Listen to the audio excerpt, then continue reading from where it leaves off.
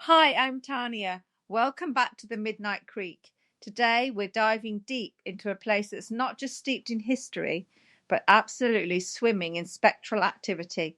The legendary Jamaica Inn, nestled right there on the eerie expanse of Bodmin Moor. Seriously, if walls could talk, these ones would be screaming. If you like our content, please subscribe. Screaming, whispering, maybe even the clatter of ghostly hooves. I mean, just the name, Jamaica Inn, conjures up images of misty moors and shadowed figures. It's got that perfect Gothic novel vibe, doesn't it? Absolutely, Mark. And it's not just a vibe, it's steeped in genuine history. For our listeners who might not be familiar, the Jamaica Inn dates back to 1750. It was built as a coaching inn, a crucial stop for travelers trying to cross the notoriously wild and isolated Bodmin Moor in Cornwall. Imagine that journey back then, miles from anywhere, and this inn is your only refuge. And that isolation, I think, plays a huge role in the myth-making, doesn't it? When you're out in the middle of nowhere, with only the wind for company, every creak and shadow takes on a whole new meaning. It's a prime breeding ground for ghost stories, if you ask me. That's fair, Andrew, but this isn't just about creeks and shadows. The Jamaica Inn has a reputation that goes far beyond simple isolation. Mark, you mentioned coaching in, but it's also famously associated with something a little more illicit, isn't it? You're absolutely right, Tanya. Its remote location made it the perfect hub for smugglers. Goods brought in illegally through the Cornish coast would be transported across the moor, and the Jamaica Inn was a notorious storage and distribution point. Legend has it they even had secret tunnels beneath the inn, used to hide contraband like brandy, tea, and tobacco from the revenue men. And that's where Daphne du Maurier comes in, of course. Her famous novel Jamaica Inn really cemented its place in popular culture, depicting a world of desperate criminals and illicit dealings. It's that dark, dramatic history that I think gives the place such a heavy, tangible atmosphere. You can almost feel the past clinging to the walls. Exactly. So we have this perfect storm, deep history, a wild, isolated setting, and a past rife with criminal activity. It's no wonder people started experiencing things there. Sarah, tell us about some of the early, or perhaps most famous, ghostly residents people report at the inn. Oh, there are so many, but one of the most iconic has to be the highwayman.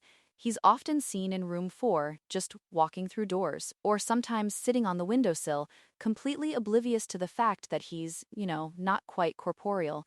Guests have reported hearing the clip-clopping of horses and carriage wheels outside, even when nothing's there, which is thought to be him arriving or departing on his spectral ride. A highwayman, eh? Sounds a bit too perfectly stereotypical for a coaching inn in a remote area, doesn't it? I mean, if you're going to imagine a ghost, a highwayman is practically top of the list for that kind of location. That's a valid point, Mark. However, the sheer volume of accounts, often independently corroborated by different guests over decades, does make you pause. It's not just one person seeing a fleeting shadow, it's consistent descriptions, specific locations within the inn, like the gentleman in a tricorn hat who's seen walking through walls or heard speaking in what sounds like an ancient guttural language. A tricorn hat, that really dates him, doesn't it?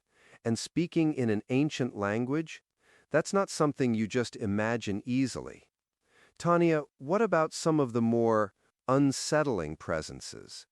I've heard tales that aren't just about lingering echoes, but something a bit more sinister. You're thinking of the Dark Man, aren't you? Yes, some guests and staff have reported a really oppressive, sinister presence, particularly in certain areas. It's not a visual haunting usually, but an intense feeling of dread, of being watched, or an overwhelming sense of coldness. It's the kind of thing that makes the hairs on your arms stand up, even when you can't see anything. People describe it as truly malevolent. Okay, oppressive and malevolent are subjective feelings, though. I mean, if you go into a place already believing it's haunted, and you've read about the Dark Man, your brain is primed to interpret any odd sensation as proof. A draft, a sudden drop in temperature, the natural anxiety of being in a spooky old building. It all feeds into it. That's a fair point about psychological priming, Mark, but what about audible phenomena that are harder to dismiss as just a draft? Andrew, you've looked into the reports. What's frequently heard there? Well, beyond the horses we mentioned, there are reports of children laughing and playing, sometimes even singing.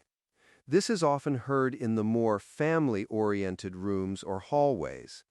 And in one particular room, what's believed to be the family room, there have been consistent reports of a woman crying, sometimes accompanied by the sound of a baby whimpering. It's incredibly specific and, honestly, quite heartbreaking to hear about. I can't imagine hearing a baby crying in the middle of the night in an old, isolated inn.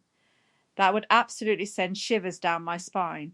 And it speaks to the tragedy, doesn't it? These aren't just spooky sounds. They feel like echoes of real suffering, real pain, that's somehow imprinted on the very fabric of the building. That's such a poignant way to put it. It really elevates the stories beyond just jump scares. And speaking of specific events, people say a man was found dead lying next to a wall in the main bar. Sarah, is there more to that story? Yes, it's a particularly grim piece of history. A man was reportedly murdered in the bar area, found slumped against the wall. His spirit is believed to still linger there, a residual haunting of that violent end. Bartenders and guests have reported sensing a cold spot or a sudden profound sadness in that specific area, even seeing a fleeting figure out of the corner of their eye. Okay, so we have a murdered man, crying babies, highwaymen. It's like every ghostly trope packed into one place. Doesn't that make you a little suspicious that people are just, expecting to see these things, and so they do? But Andrew, what about the reports from people who go in completely unaware of the inn's reputation? Or the staff who work there day in and day out and still have experiences? I remember reading about a staff member who heard children giggling and then saw a small ball roll across the floor in an empty corridor. Things like that are harder to attribute to expectation. Exactly. It's those spontaneous, unexpected occurrences that often lend the most weight. And the Jamaica Inn isn't just known for personal anecdotes, it's a magnet for paranormal investigators. Sarah, what have some of these investigations revealed? Numerous teams have visited, armed with all sorts of equipment, EVPs, EMF detectors, thermal cameras, and consistently they report anomalous readings, sudden spikes in electromagnetic fields with no discernible source, significant temperature drops, and, most compellingly, Class A EVPs, which are electronic voice phenomena that are clear enough to be understood. Voices caught on recording that weren't present to the naked ear, sometimes responding directly to questions. I've heard some of those recordings, and they are chilling. The clarity of some of the voices, the direct responses, it's hard to dismiss entirely as static or interference. It really does make you wonder if there's a different layer of reality interacting with ours in places like the inn. With EVP, though, it's so open to interpretation. What one person hears as a clear voice, another might hear as random noise. And EMF detectors can be triggered by wiring, appliances, even natural geological factors beneath the building. I'm not saying it's nothing, but it's not definitive proof either. That's the constant push and pull, isn't it? The scientific versus the experiential. But what about the overall feel of the place? If you were to visit, what would you expect the atmosphere to be like, just walking in? Oh, I think it would be heavy. I'd expect a certain chill, even on a warm day, and not just from the moorland air. I'd imagine the floorboards creaking, shadows playing tricks, and a constant feeling of being watched, especially in the older parts of the inn. Like every fiber of the building has absorbed all the joy, pain, fear, and desperation of centuries of human experience. It's like the energy is just stuck there. It's interesting you say that, Sarah. Many visitors report exactly that, an almost tangible sense of history, a weightiness. Even if they don't have a direct paranormal encounter, the isolation of Bodmin Moor combined with the inn's age and reputation creates this incredibly potent atmosphere. It primes you, as Andrew mentioned, but it also genuinely feels like stepping back in time. And that's the beauty of these places, isn't it? Even for a skeptic like me, there's an undeniable allure to walking into a building with such a rich, dark past. It sparks the imagination. Whether it's ghosts or just the power of suggestion, places like the Jamaica Inn remind us of our own mortality and our fascination with what might lie beyond. Well put, Tanya. It's a place that forces you to confront the unknown, in one way or another. So whether you're a devout believer hoping for an encounter with a highwayman in room 4, or a curious skeptic looking to soak up the atmosphere of a truly historic location, the Jamaica Inn on Bodmin Moor definitely seems like a destination with a story to tell, and perhaps a few secrets still to reveal. It's definitely on my list for a spooky overnight stay. Just imagine waking up to the sound of those phantom horses outside. Talk about immersive tourism. Just make sure you don't run into the dark man in the corridor, Sarah, or hear that crying baby. And if you do, try to get a clear photo, will you? For science. Exactly, or at least a clear EVP. Thank you, Mark, Sarah, and Andrew, for this chilling dive into the Jamaica Inn. To all our listeners, if you've had an experience at the inn or any other famously haunted spot, we'd love to hear your stories. Thanks for stepping into the shadows with us. Until next time, stay curious and stay afraid.